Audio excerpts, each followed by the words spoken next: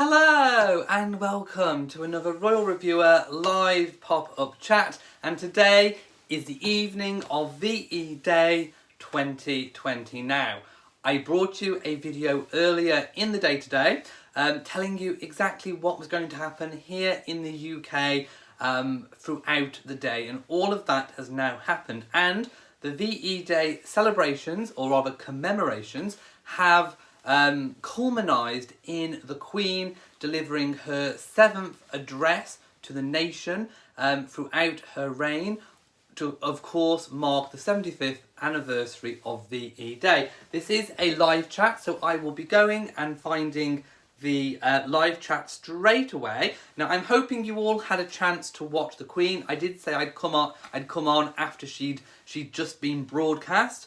So I'm here. It's literally about 10 minutes after the Queen went off. Now, the Queen obviously made her amazing address to the nation, and that was followed by a singing rendition of We'll Meet Again. So I'm hoping you all had a chance to watch both. If not, it was broadcast here in the UK on the BBC, but wherever you are in the world, you can now watch it on Twitter. If you go to the Royal Family Twitter, it will be there. So I'm going to post you a link to it, to the Queen's message, and of course I will post this in the description if you are watching on catch up as well. So I'm just going to find the live chat. There you all are. I can see you all. I'm hoping notifications are being sent out. Right, I've posted the link to it now. Hello to all channel members whose names are showing up in green, and I'm hoping that you like my set today. We have Brenda, my adorable swan, on the wall, who is holding my my beautiful Union Jack bunting, and we have the return of my flag, and I am wearing the Girls of Great Britain and Ireland tiara. Oh, I nearly dropped it. The Girls of Great Britain. I wonder if the Queen ever does that. The Girls of Great Britain and Ireland tiara, which I think is quite fitting. So there we go. Back on and in style. Hello to everybody who is just there. Aldi Poodle says, I found out I do have BBC on my channels. Well, that's really, really good. I'm really, really glad that you do. So if you are from the UK and you've enjoyed the celebrations that have gone on throughout the day, do let me know which things you enjoyed the most. Prince Charles has been reading extracts from his grandfather George VI's diary. That was really, really poignant, I found. The Queen has also been doing some recollections. We had obviously the Queen's message, which has just been broadcast. By the way, the Queen always does symbolism so well, and I really love the fact that she had her wartime cap on the desk with her, alongside a photograph of her father, George VI. In the message, it began by playing an excerpt of his message, which again you can find on the official Royal Channel YouTube. So if you want to listen to his message in its full entirety, which was broadcast 75 years ago today, at exactly the time that the Queen was broadcast tonight at 9 p.m. So if you want to go and listen to that, you can go back and listen to that. But also, just as I predicted earlier today, the Queen's message was full of optimism and hope, which I think was obviously intended to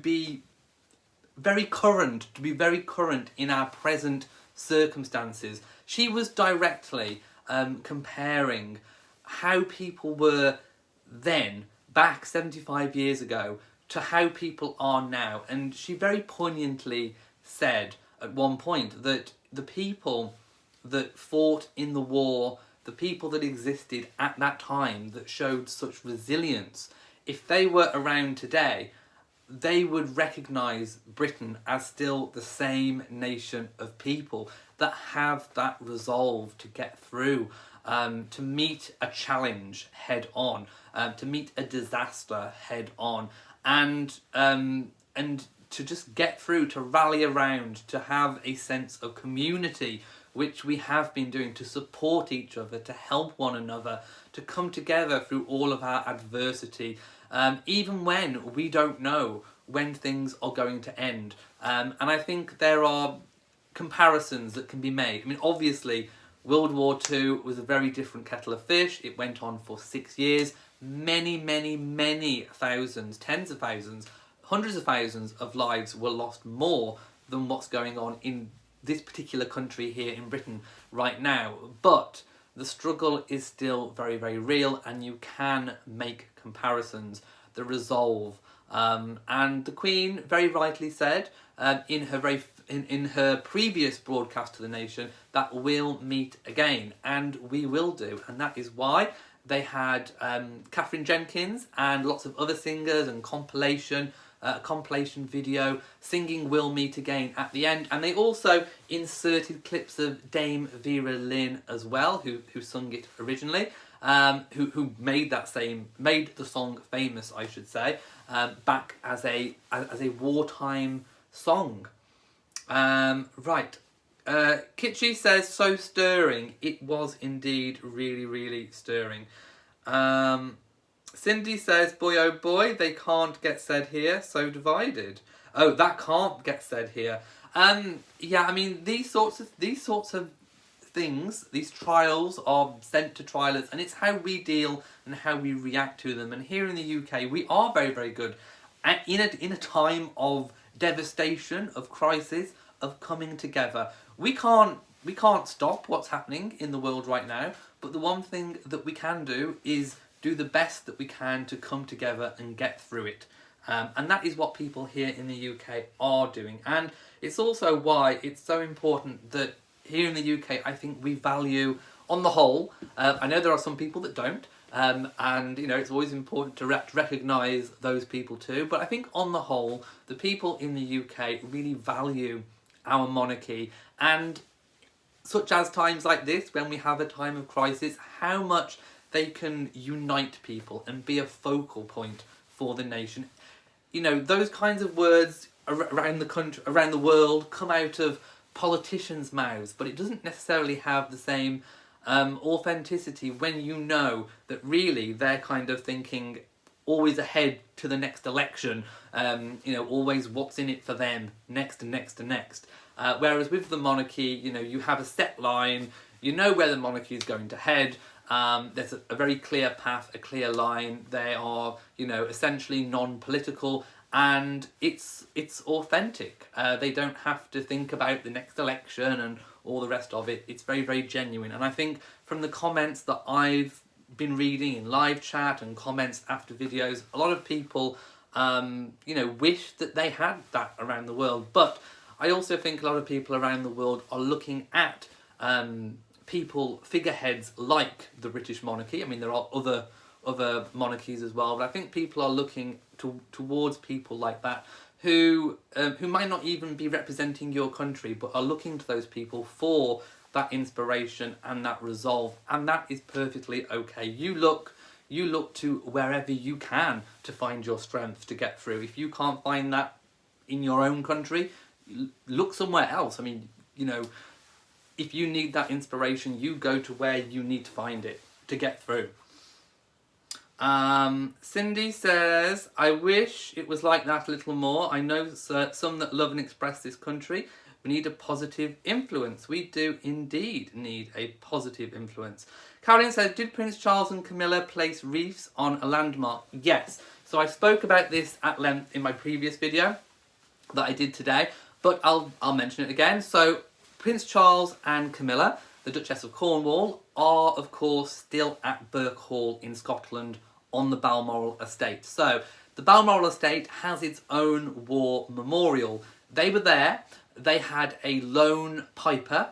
They, you know, obviously they were socially distanced from the piper, and it was broadcast on the news channels. The Prince Charles laid a wreath, and Camilla hand-picked from the gardens of Birk Hall a bouquet of flowers which she placed, and they both had messages. And if I just get my notes from earlier on today, I will tell you exactly what they said on those notes. So on the Prince of Wales's wreath, there was a card that said, just simply, in everlasting remembrance, Charles. And on Camilla's was a little bit more personal. She actually said, in memory of my darling father and all the officers and men of the 12th Lancers who fought so bravely to give us peace. Signed, Camilla. And Camilla was wearing the 4 Rifles dress, of which she is colonel, of which she is honorary colonel of the regiment, royal colonel, and she also wore her 12th Royal Lancers regimental brooch. The Prince of Wales was wearing Highland day dress, and he was wearing a Stuart kilt with a Gordon Highlanders tie and lapel badge. So they were both dressed immaculately. I loved their attire, and I made a comment in the previous video that how much I thought Charles and Camilla looked like a king and queen. And I think Camilla, Camilla looked every inch a queen. She really, really did. And I think any suggestion that she won't be queen at any point, I think is just dwindling. I think all those people that, are latching on to maybe that, she'll be princess consort, as was originally announced by the palace. That was the original intention.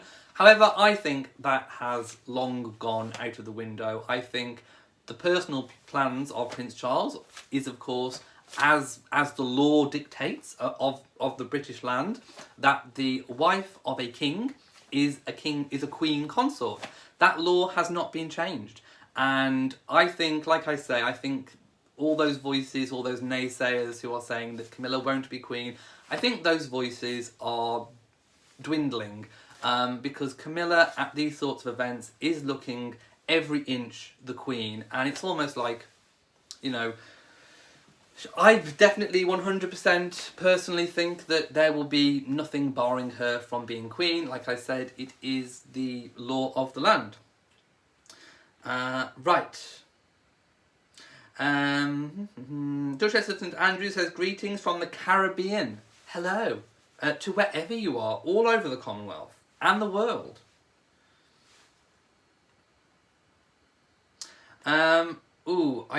If you haven't been getting notifications, make sure you've clicked the bell at least. Other than that, I'm afraid YouTube has been doing some weird things.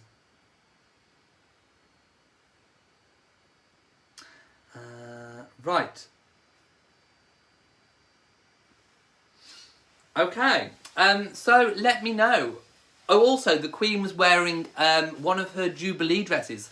So if you cast your mind back to her Diamond Jubilee, she had some amazing outfits created, and she was wearing a creation by Angela Kelly, like a powder baby blue dress, which was inspired by Wedgwood. If you look at the design on it, it's most definitely inspired by Wedgwood. In fact, I think I read an Angela Kelly book, who is the Queen's dressmaker and jewellery curator, just to name a few of her duties, and she did say, I'm sure I remember saying that she got inspired. I think she had a visit to Wedgwood, and she was inspired to make that outfit. So the Queen was wearing one of her Diamond Jubilee outfits, and she teamed it with diamond and aquamarine brooches. And of course, the Queen famously does her own makeup, so it was a pre-recorded message, and the whole piece was full of symbolism. I think it struck the correct tone. And yeah, it's the 7th official address of the Queen's reign to the nation. And of course, we've had 2 official addresses to the nation in a very short space of time, because of everything that's been going on with the coronavirus, and now, of course, because of the 75th anniversary of VE Day. Elderly Poodle says, oh, I need to see that dress. Well, if you follow the link that I'm about to post in here, that will take you to the Twitter page that is showing the Queen's message. So you can head on over there. I will, of course, pop this link in the description once I finish this video. Sharona says, do I think the cameraman was in PPE again? Oh, most definitely, yes. It was announced when the Queen was doing her other broadcast that there was only one cameraman, and the cameraman was in full protective gear, so full PPE for that occasion. So yes, seeing as things haven't changed in terms of the rules and things that are going on, I think most definitely he will have been, he or she, could have been a she, that person would have been in full gear, shall we say. Cindy says you need to have a housewarming party this summer. I would love one. I would love one, seriously. Stephen says, I adore Camilla and have no problem with her being called Queen Consort, but I love the title Princess Consort. Well, it's an interesting title, and it's one that has been used in other countries, in other European countries, but it's not a title that's actually been used in place of a Queen Consort title here in the UK, to my knowledge. So it would be against the law of the land to do that, because Camilla, as the wife of a future king, when he is king, when Charles is king, is entitled to be queen. It is what the wife of a king is by law. To change that, they would have to change the law, which they could do. They could change the law to make it optional, to make it a choice of which title you want to be, but that hasn't been done. And I think since it was announced years ago, when in 2005, when Charles married Camilla, that was the intended title, no steps have been taken by the palace or government to get those laws changed, and they aren't going to. So I think it's pretty clear the direction of travel, and that is, they even removed the intent for Camilla to be Princess Consort from the website. They said that it's because it was now no longer a question. And I think really what they're pertaining to is that it's no longer really a question, that Camilla isn't going to be queen, because the law of the land is the same, and they would have to change the law to enable her to be something different other than Queen Consort, which they have not, and no plans to do so. Andrew Mundell says she should be queen for sure, and as you say, it is the law. It is indeed. Christine says, did William and Catherine do anything special for today? They posted on the Kensington Palace Twitter account remembering about the VE Day celebration. So they were trying to evoke, again, a sense of that celebration, those street parties. And they also referenced, obviously, I think they referenced that the Queen and Princess Margaret went out of the palace gates on VE Day. So that they appeared on the balcony with the King and Queen to begin with, and they waved. And then when the King and Queen and the royal family went back in, they actually slipped out. And there's a whole, I think it was a film, wasn't it? Yeah, it was a film that kind of showed what happened. And they, for example, did the conga in and out of the Ritz and all that kind of thing. Nobody noticed them, because who would expect two princesses to be amongst them when they're kind of revelling and partying. So Princess Margaret and Princess Elizabeth, as she was at the time, got away with it. And then they got to the big railings outside the palace, and they joined in the chants of "We want the king, we want the king." But they also noticed that the people weren't chanting "and the Queen." So they actually started the chant "and the Queen." And then the crowd started cheering "We want the king and the Queen." And then they got word to the palace guards, because they were becoming impatient. Princess Elizabeth and Princess Margaret were becoming impatient because the crowd wanted the royal family to appear one more time. They were chanting "We want the king and the Queen." So they actually got the guards to send a message to the King and the Queen to come out again. And sure enough, Queen Elizabeth, Queen Consort as she was back then, she later of course became the Queen Mother, and George VI came out onto the balcony, waved again, there was tremendous cheers, and Princess Margaret and Princess Elizabeth finally went back in the palace, and obviously, must have been elated to have had that experience amongst everyone else. And I'm sure the Queen still values that moment even today.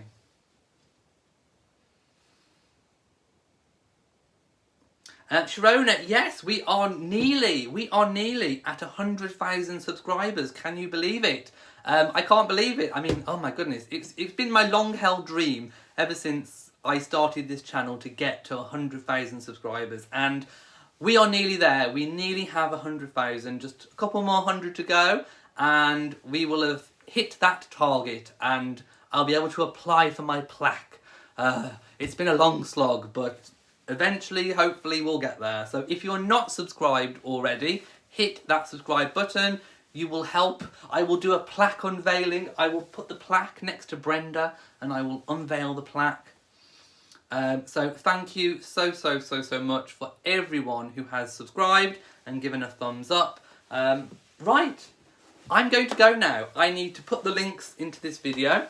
I've also got some celebratory VE Day cake that I want to eat, and I'm going to go and carry on the celebrations. I've watched everything that's been going on today on the TV, and I'm sure if you're not from this country, from the UK or the Commonwealth, you will be able to find all those different clips on YouTube and on the royal family's social medias. So just go and check them out if you haven't already. They are most certainly worth a watch. One thing to note before I go, Catherine Jenkins singing in the Royal Albert Hall with no audience was really poignant. Almost brought a tear. It was really poignant, and she is an amazing singer, but just kind of being there on the stage on her own with no audience just kind of symbolised, but it symbolised several things. It symbolised, I think, maybe the loss that happened back in the Second World War, but also it symbolised what was going on today with the fact that we can't have what we're used to having, that we have to celebrate things or mark things, remember things in a different way. So that was really poignant. So if you haven't been able to check that out, do have a little search for that as well, because that was really a big thing, I think. So I'm going to end it here. I will be back, obviously, over the next few days with more royal videos across all of my channels, Royal Reviewer, Steps of Sussex and Elliot's British Life, for my own personal vlog channel. So if you've enjoyed this video, please give it a big old thumbs up. Don't forget to share on social media. Also hit the bell so that you know whenever I upload a new video. And don't forget to subscribe to the channel. So from me in Shropshire, mwah to you all, and goodbye.